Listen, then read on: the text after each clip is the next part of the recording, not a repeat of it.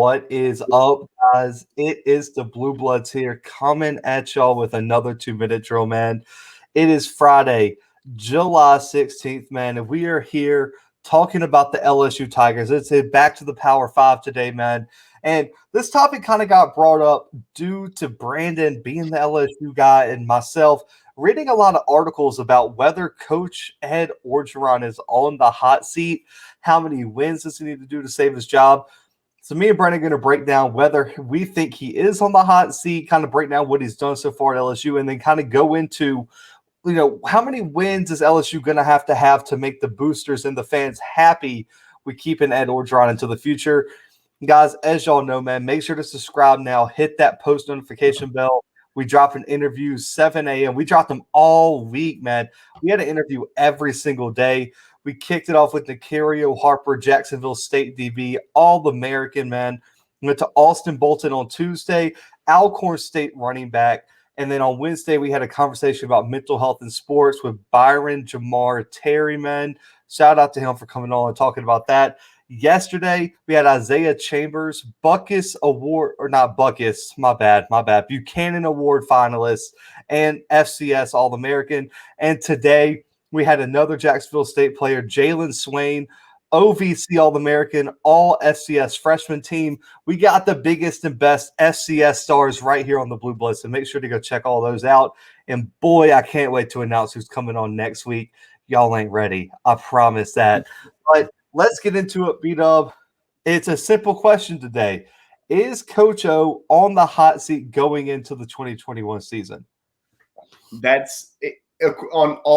According to everybody, I don't even know what I'm trying to say here, Zach, just because it's got me a little bit flustered. Big LSU fan. If you've watched the show even for a second, you know that. I think he is, and that's just because everyone thinks he is, Zach. And I don't know. It depends on who you're asking. Like, what's the criteria for being on the hot seat? Like, do I think that LSU is about to give him the boot, or do I think that, like, at a national perception, he should be on the hot seat? Like, what are we talking about? We're talking about a real hot seat. Like, if he doesn't, win enough this year, LSU would let him walk out the door. That's a hard thing to call, man. And so when I initially said yes, what I was thinking about was like national perception. Last season wasn't great. He had LSU's first 500 season in like 20 years. LSU hasn't had a losing season since the 90s. They're on the longest streak in the SEC of not having a losing record. Even last year they didn't have a losing record. But coming off of that 2019 season when they were so hot, man, to go out and be 5-5 this year, that's the terrible look. And it's not just the on-the-field stuff, Zach, and I don't want to touch too much on it. We may have to in this episode. I'm not entirely sure where this is going to go. But a lot of the off-the-field stuff has been coming up this offseason, just as it did last offseason. The cases of sexual assault in the LSU football program have come to light even more and more people coming forward talking about it. And I think that's where the national media, and that's where everyone's getting the idea that, Coach O is on the hot seat. And I just don't know if that's exactly the case, and I'm not saying like, hey, let's sweep this under the rug, because those are serious allegations. I'm the first to admit that that's awful. And if that did happen, and if Coach O had full knowledge of it, get him out of the door, because that's unacceptable. We can't have that. We can't have Les Miles 2.0 in the LSU program. But I don't think, I don't want to speak too much to it. Like I said earlier, I don't want to make a judgment call right now on the show, but what I will say, as far as on the field stuff goes, I think it's ridiculous to say he's on the hot seat, Zach. I mean, we're talking about Ed Orgeron. We're talking about a kid from the Houma area in Louisiana, from down in Terrebonne Parish, born in La Rose. At LSU, Zach, he's been 45-14. That's a pretty incredible record over 5 seasons. I'll take it. As a matter of fact, I want him to be the coach. If we're just talking about on the field stuff, of course I want him to be the coach. Why wouldn't you want 45-14? Why wouldn't you want a 4-1 overall bowl record? Why wouldn't you want all these incredible feats? Maybe the best college football season of all time in 2019. I don't know where you go from Coach O because, I mean, Zach, in your opinion, what is he? He's a top what coach in the country? Top 10? I'd say anywhere from like that 9 to 12 range, probably. So, I mean, I agree with you. I think it's somewhere right around there. LSU's not going to go out and hire Dabo Swinney. They're not going to go out and hire Nick Saban again. I don't know where you go up from Coach O. So I don't to be on the hot seat and the poll that got me the most flustered. I can't remember which media outlet put it out. I think it might have been like CBS who put it out. Had him ranked as a 4 out of 5 on the hot seat. Had him ranked as the hottest seat in the SEC. And as far as on the field stuff goes, Zach, I just don't see it. That doesn't make a lot of sense to me because there's coaches in the SEC who have done far, far worse than Coach O has, and they have like a 1 or 2 rating on the hot seat. How? That doesn't make a lot of sense to me, Zach. And I'm not trying to be biased here. It just truly does not make sense to me that a coach who 2 seasons ago went undefeated, won the national championship, suddenly goes 5-5 in a COVID-riddled season, and he's suddenly on the hot seat. That doesn't make sense to me. Yeah, I mean, so I don't mind him being the hottest coach in the SEC because, Brady, you got to look around the league. How many schools have a first or second year head coach in the SEC now? You got what?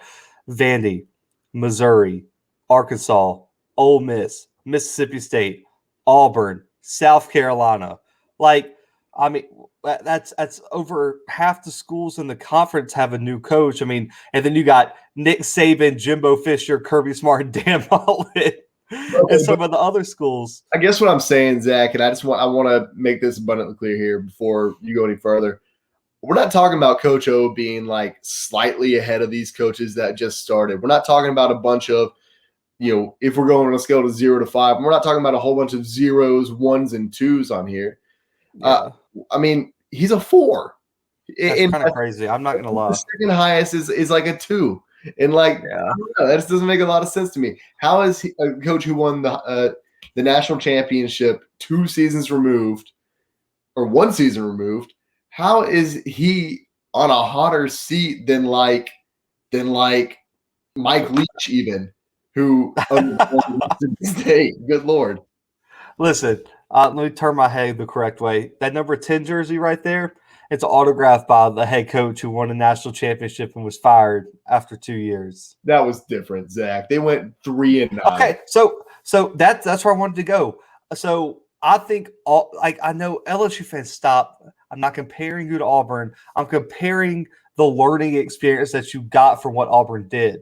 Not only the Gene Chizik learning experience, but what about what they just did with Gus Malzahn, Brandon? How many people outside of Auburn think Brian Harsin was an upgrade over Gus Malzahn? Not a lot. I mean, listen, Billy Napier is a great coach, and that would probably be the number 1 candidate for the LSU job. Are we, as anyone in this podcast listening or you, going to say you are 100% confident Billy Napier is a better coach than Coach Ed Orgeron? No, absolutely not. I mean, as a matter of fact, during the offseason, I wanted LSU to hire Billy Napier as an assistant coach. I didn't want him to be the head coach. Yeah, and, I'm looking at it, Brandon. He went 5-5 with an all-SEC schedule in which his starting quarterback got hurt. The best player on his team got hurt, and Derek Stingley. They had youth at key positions. They had opt-outs like Jamar Chase. Listen, if you don't have the opt-outs and the injuries, Brandon, and you play a full schedule, so you play 10 games, but you would have 2 non-conference, which are, Norfolk State and somebody – it's pretty small that you probably should be able to beat. So what? At worst case, you add those 2 wins and it's 7-5.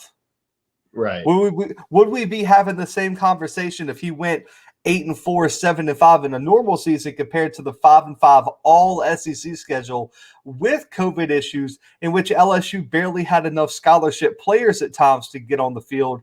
Are we just ignoring all that to say, oh, let's just look at the base record of 5-5 and we're going to put them on the hot seat?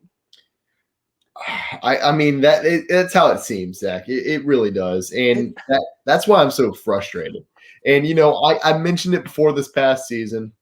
It doesn't matter what Coach O does in this year, as long as he didn't go undefeated and win the national championship again, he was going to get criticism. And that's just a given. That's what happens to almost every single coach in the country. not every single coach in the country, because no one's going to sit here and crucify Nick Saban for national championship 1 year. All the same things happen to him, and then he goes and loses to Louisiana on a road. No one crucifies him. Well, he did get crucified though when they had that 3-loss season in 2010. I don't think it was the same. I don't think anyone had. Oh, it wasn't the same. It wasn't the same, but they were wondering kind of what if it was on the way down though. And shockingly, Brandon, I'll find the clips. I'll have to post them. There was people like Colin Cowherd and everyone saying after the kick six that Gus Malzahn was going to surpass Nick Saban as like the face of the SEC. Like that's real clips you can find on the internet. I love the internet, man. We got some things out there. That reminds me of the Max Kellerman. I'll take Iguodala. That take. What was it with the death beam pointed to the earth? I'm taking Iguodala. Oh, it's such a bad take. But I mean, listen, of course, a lot of LSU fans going to be in this episode. I don't see, literally, I don't think Ed Orgeron will lose his job unless LSU has like a 2-10 or a 3-9 year, which, I mean, it would take everybody in the starting lineup like tearing their ACL at one time for that to happen. Like, it cannot happen. But Brandon, really and truly, unless that happens, like there's really no realistic way that he loses his job, in my opinion. I don't think he does. I mean, the only reason I think he loses his job is due to off the field things, like I mentioned, and we're not going to. I kept this is strictly on the field. Listen, if he told somebody to ignore the sexual assault because girls are going to be girls or guys are going to be guys, listen, bury him under Tiger State, put him in jail because that is ridiculous. He doesn't deserve to coach. Seriously, give him jail time because that's terrible. Yeah, that's horrible. We don't condone that here. We've already condemned Les Miles, and like we've said our piece on that. I'm talking strictly on the field stuff, and we're not saying that happened, but they're investigating it, so we'll keep y'all updated. But strictly on the field, Coach O's not on the hot seat for me, Brandon. I know I was very critical of you guys last year. At times, I felt like there was games that even with everything that happened, y'all should have won, like the Missouri game. LSU should have won that game down the stretch, and if they're like the play calling at the goal line on that game was just what are you even thinking at that point?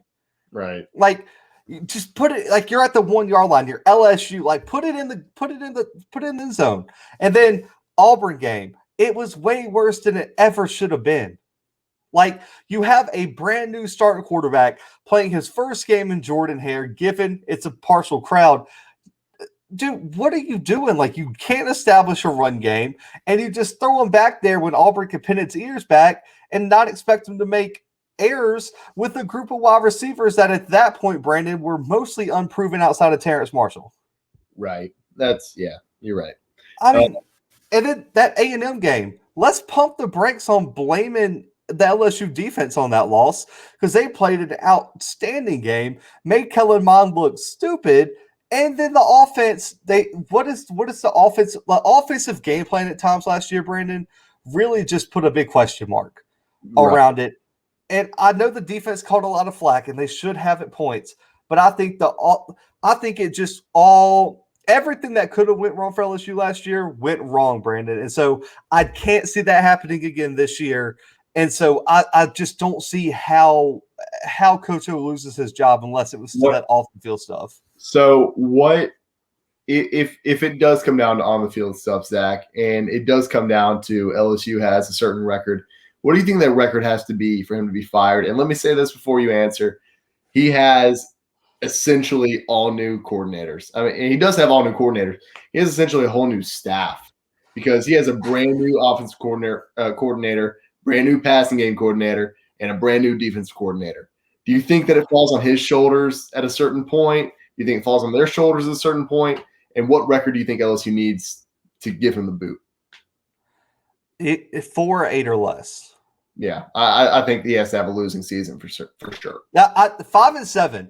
It depending on how it looks. So if they go 5 and 7 and pull an upset somewhere, or they go 5 and 7 because there was an untimely injury, or they lose on some fluke miss ref call, we let it be. And I think any 5 and 7 record, LSU is like, okay, that, like, listen, if he goes 5-7, his seat has just dropped to the pits of hell, and he is in hellfire going into next season. Like, he's melting to that chair if he goes 5-7. But I think if you only go 4-8 with this schedule, let me pull up the schedule real quick because I want to make sure I say this right. It's going to be hard. It is going to be hard to have a 4-8 record with LSU schedule. LSU has, I think they ranked like 10th in the SEC as far as strength of schedule goes this season. Okay, so the 3 wins I'm giving them off the rip, because this is if they play their third string: ULM, McNeese State, and Central Michigan. Like those 3 should be wins. So 4 wins. Like, hopefully you win a conference. I mean, their conference schedule is really not that hard. I mean, who do you want to give them a conference win against? I mean, you can give them the win. Give them the so I think if they lose to UCLA out the gate, that's a bad sign. You got LSU is more talented than UCLA. UCLA is not an intimidating place to play, and I really think, Brandon, this is going to be a hot take. And I know all the LSU fans in here are going to love it. I think LSU is going to outnumber UCLA fans in LA. That's tough. That is. I do. Might be right, but that's tough. I do. So if you lose to UCLA, you're probably going into Mississippi State at 2-1, because I don't see McNeese or Central. I mean, for McNeese and Central Michigan to beat LSU, if he loses to McNeese, fire him on the spot. I'll say it. If he his son's the quarterback in McNeese State, dude. If he loses, that's terrible. I think that Coach Orgeron gets the head coaching job if he beats the Tigers in LSU Stadium. We just had Isaiah Chambers on yesterday. He'll tell you if McNeese State beats LSU, fire everybody, burn it down. Tiger Stadium got to be rebuilt. And same if you lose to Central Michigan. But then you got an interesting stretch, Brandon. So these are 4 teams in the next 4 games that I think y'all are better than. And I say y'all because you're an LSU fan. Or that LSU's better than, but are going to be tricky. And that's at Mississippi State, because I think Will Rogers in that passing attack got y'all last year. And it's a revenge game, but going into Starkville, it's probably going to be a night game, let's be honest, and that crowd's going to be ready to play. Then you got Auburn. No one knows what to expect from Auburn, but that's the same team that just drubbed LSU 49-11? But it's in Baton Rouge. It is in Baton Rouge, and the whole curse, and so let's just say. But then Kentucky on the road is tricky. I mean, Brandon, do we need to go into the history of LSU and Kentucky? Please don't. Especially when LSU goes up to Lexington? Well, so there's one of 2 scenarios. You either have the Bluegrass Miracle or you lose in triple overtime and then win the national championship. It's choose one. Choose one. So very unpredictable road trip to Kentucky, let's just say that. And then Florida, who it's really going to depend on can Emory Jones live up to the hype. LSU could easily win 4 of those games. But I think worst case, man, if you go 2-2 or 1-3 in that stretch, it's going to be tough to rebound, because then when you look at the end part of the schedule, at Ole Miss, at Alabama, and then you still have Texas A&M. Yeah. So, I mean, really and truly, Brandon, I think if you go anything less than 5-7, man, that's tough. And really 5-7 is tough, especially now that I see the schedule. Honestly, Zach, I don't, and don't get me wrong, LSU loves Coach Orgeron.